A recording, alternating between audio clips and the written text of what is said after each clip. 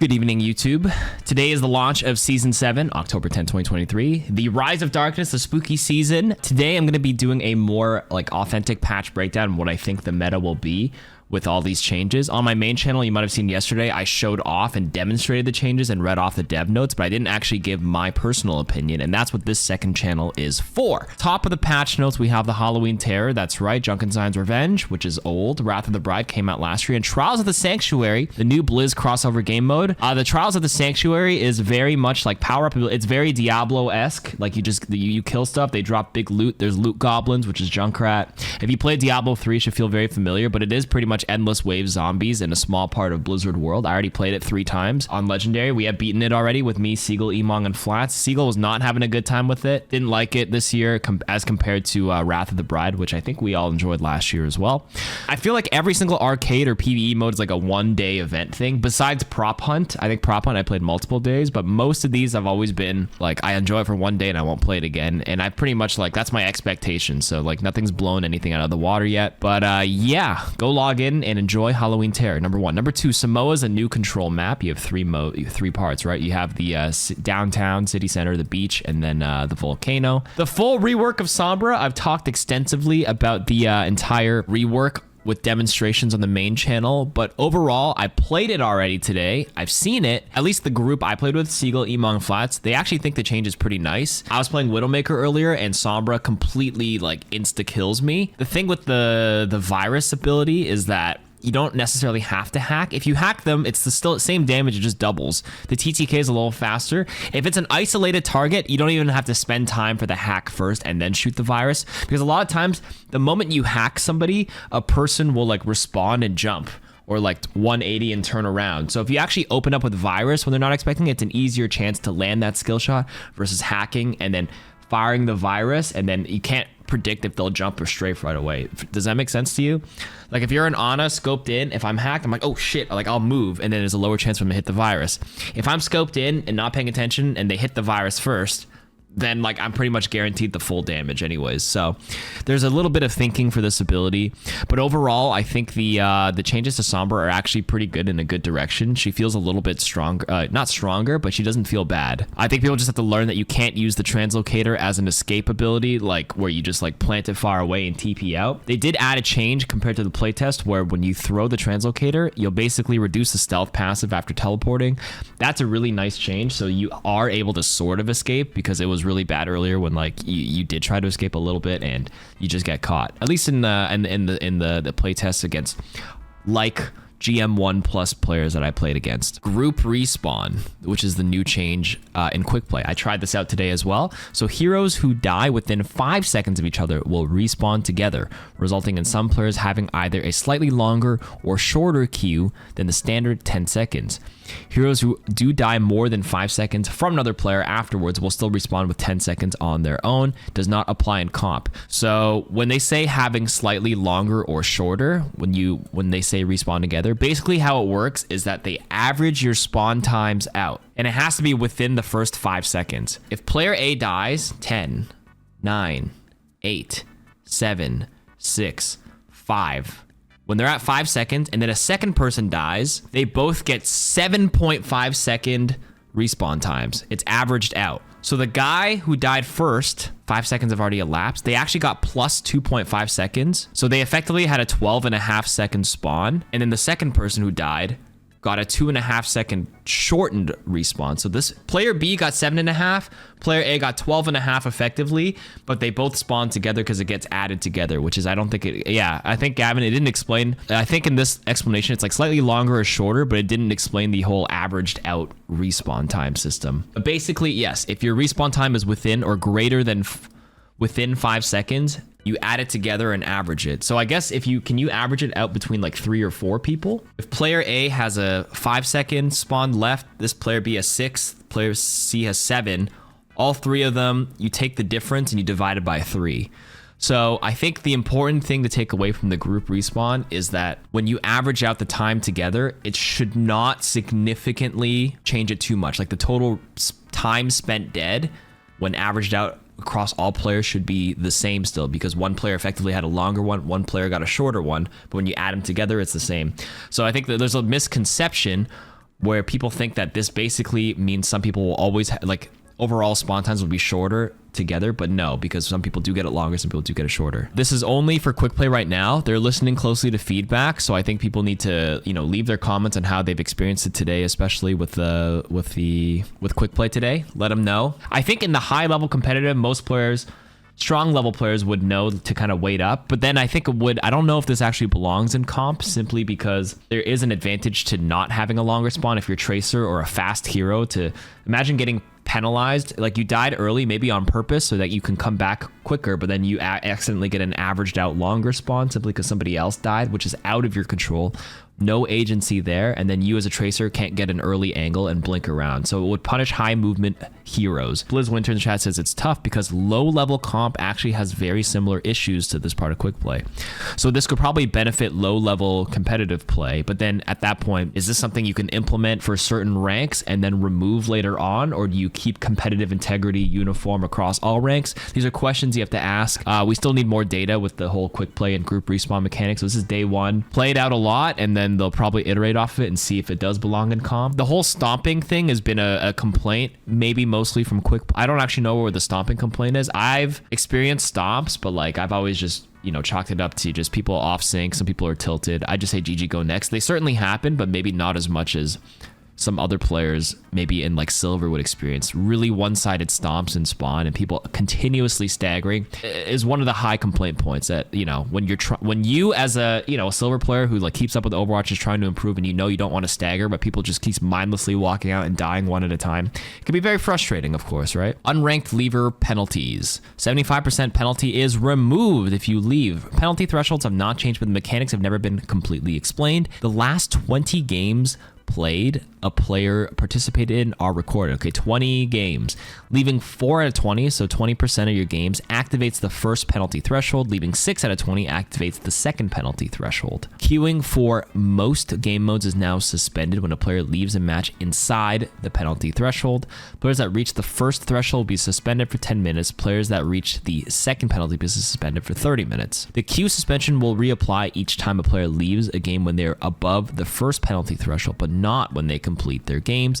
Consecutive match XP bonus has been renamed to Endurance Bonus. Okay, last very long chat. Good job. Endurance Bonus XP is granted when finishing matches without leaving the previous match. Okay, so previously, if players left too many games, we would apply a 75% penalty to their battle pass XP that is gained. We found this had very little impact on those who actually leave deliberately and severely impacted those who actually didn't have much time to play but want to earn the rewards inside the battle pass. We're changing this to make it more difficult for players who leave games to be disruptive, so bad actors who are just leaving, while not applying too much impact for those who don't actually intend on ruining the experience for others. So this is probably for the people who, I don't know, have kids and their baby's crying. They're like, sorry guys, I actually have to leave the quick play game. Story mission. You can now spectate story missions that your friends are actually playing if you own the campaign pack. Scoring update for Hero Mastery. It's now accurate to 1/100th of a second. Hero Mastery now has replays, so you can rewatch it. That's really good. This actually gives me good thumbnails because you can third-person spectate replays now. That's pretty cool. Replays are now saved for any completed course that results in a new scoring record. The user interface for Hero Mastery replays has been customized to display score, time, and other information. Player progression. Lowered show priority for time played and win sub badges in the showcase. Yeah, added virus kills for the sub badges. Good. Challenges.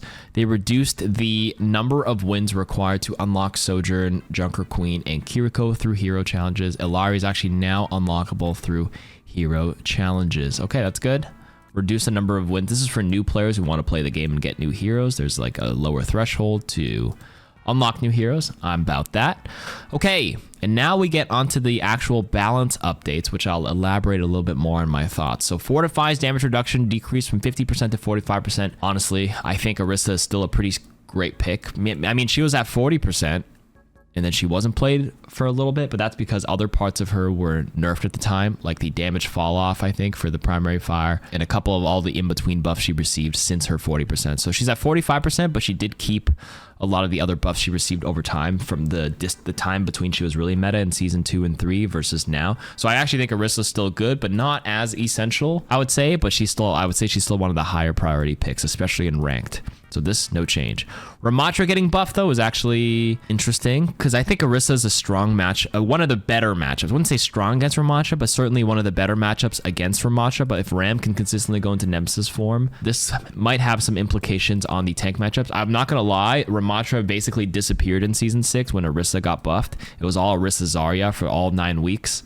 So buffing this is okay in a sense where you can get more playtime here, but yeah. Wrecking Ball's quad cannons, number of shots reached to max spread increased from 20 to 30. So I actually tested this in the practice range in the video on the main channel. It seems like at 20 meters, it barely makes a difference. This is probably more effective at longer ranges beyond 20 meters because the time for maximum spread basically translates to 30 out of the 80 bullets before like the spread starts getting wild and your bullets start flying everywhere. So you have a tightened spread for a longer portion of your shots, which is more, when you're up close to a target, it doesn't make that much of a difference at all, but when you're farther away, it does. So at 20 meters, when I tested, it didn't feel that impactful, so it's probably for like 30 meters and beyond. Now, the problem with this is that Wrecking Ball generally doesn't shoot people that far away. You'll like slam someone, and they're already up in your face anyways. Try to shoot them down, and they're already up close, so like on paper, it's a relative 50% increase, but it didn't feel that impactful between 0 to 20 meters is what I'm taking away from it.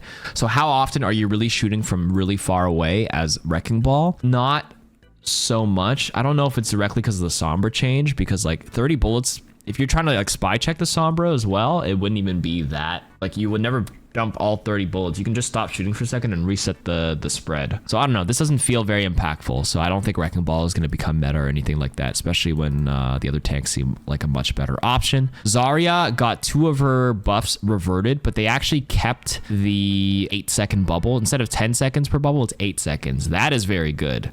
I still think Zarya is a great pick. I always thought Zarya was like still like pretty decent, but having 8 seconds in the bubble still makes her a very strong choice. Good against Orisa, pretty okay against everything else. If I had to quickly guess, Orisa probably A, Ramattra A, Wrecking Ball C, Zarya A. Am I overreacting? No. Cassidy. Damage reduction increased from 50% to 75%. Most of the mitigation from combat roll feels incidental. This allows Cass to be more intentional with his rolls to avoid large amounts of damage with correct timing. So 75% reduction is a lot, but again, this roll is only like half a second. It's like a quick roll. If you do it right though, you can tank the Riptide, you can tank a Diva Bomb if you like roll away from the core center damage. If you accidentally roll like a Widow Shot, that's not like, you know, like she's about to headshot you and you roll at the same time and she hits you mid-roll animation. That's you can roll 1 Genji Blade Slash from 120 to 30 damage. If it's nanoed, 25% of 180 is like 45. It's only 1 swing from Genji, which could give you enough time to roll, throw a hinder, and like get away. Anyways, most big bursts are nerfed, or sorry, are weaker against it. They're basically changing Cassidy to really fill the short close range niche because they reduce they nerf the fall off damage, right? They want Ashe to fill the medium range for slower shots.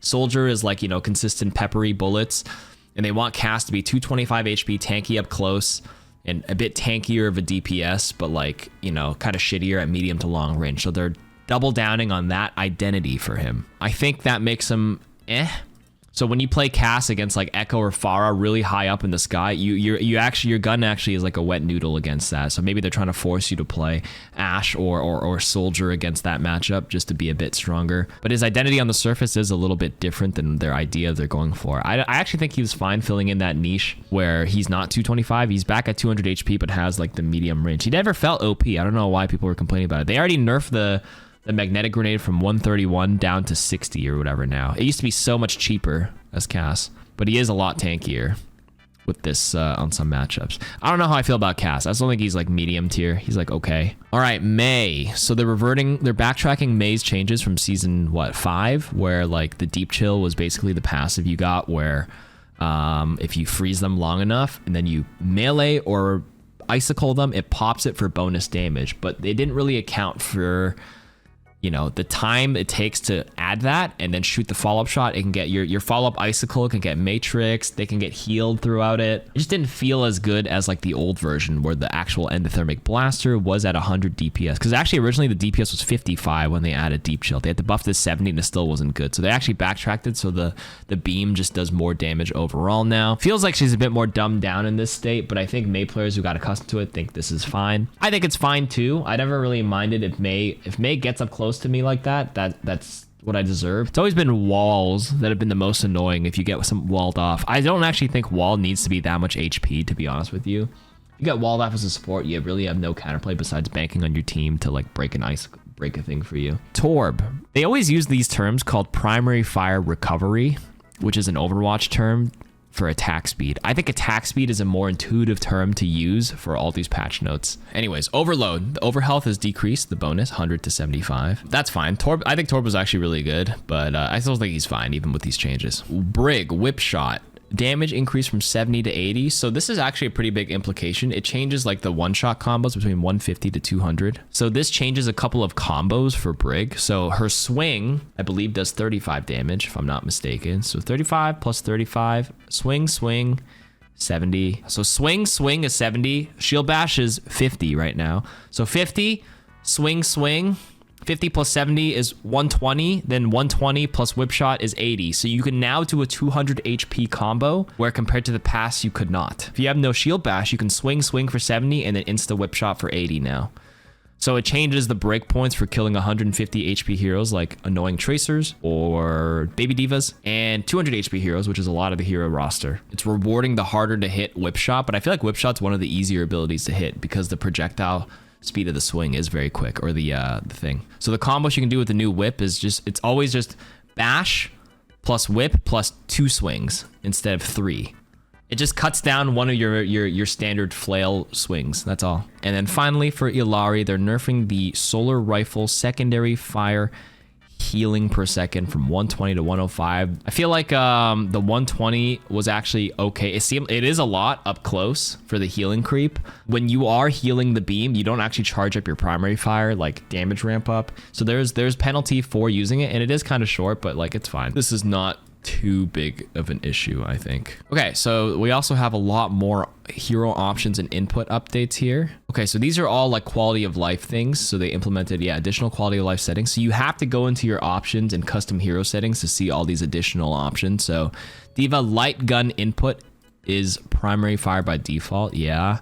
Relative aim sensitivity. So you can actually change your sensitivity. So some people, I guess, would have a higher sensitivity with like Diva in her mech, but then as a baby Diva, you can actually change a secondary sensitivity, which is actually kind of crazy. Good for those who do that. There's relative gyro aim. That's for, I guess, Nintendo Switch.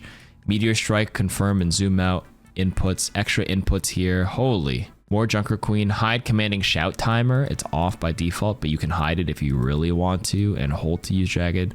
Hold to use Terra Surge, which is off by default. So use toggle versus hold. So basically lots of quality of life for each hero. So if you main any heroes here, check their new options. So Ramacha's got some. Ryan has one, cancel charge input as extra options. Whole Hog can now be fired with secondary fire. Options for Roadhog. Sigma stuff for more confirmation buttons. This is good. This is very good. Quality of life is always important for those who just prefer different inputs, and more customization to customize how you like to play the hero. Never a bad thing at all. Seems like most things are off by default, and it's an opt-in kind of thing. So if you're really nitty-gritty with your heroes, check everything. Echo, Genji, now Dragon Blade attacks can now be used with secondary fire and melee. Okay. Hanzo, Mei, Pharah, Reaper, Soldier, Torb, Molten Core. Okay, one thing I do want to point out, I don't think they wrote it here, but Sombra has new controls as well. I really think there should be there's a setting called Disable Translocator Camera Lock. I think you should turn on to disable the camera lock. So if you play a lot of Tracer, you know how you can blink and turn your camera, or as a Genji, you can be able to turn your camera as you dash. Same with Sombra. If you throw your translocator in the new version of Sombra and you try to move your camera, it'll like lock your camera forward, which I don't like. I don't know why that's on by default.